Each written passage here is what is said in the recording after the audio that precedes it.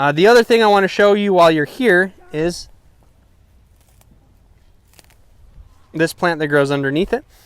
Let's all grab one of these. We'll get some more. Grab one, pass it around. Thank you.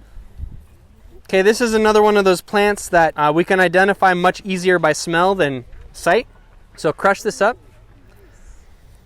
and tell me what this smells like.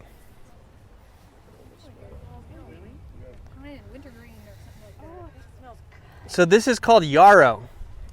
And yarrow develops a very big, like, umbrella-like flower in late summer. Sometimes it's white, sometimes it's yellow, sometimes it's pink. And yarrow is another sleep aid.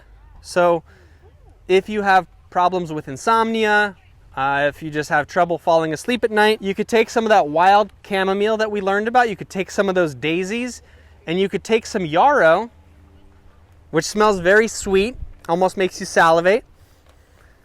You could dry it, put it in a tea, and now you have a foraged sleep aid. Pretty cool, huh? The other thing that's nice about yarrow is if you ever cut yourself and you're in the woods, you can literally press this into your wound because it has antiseptic, antibacterial properties. In fact, Vikings used to use this. They would actually fill their wounds with it when they got battle wounds. Native Americans did similar stuff.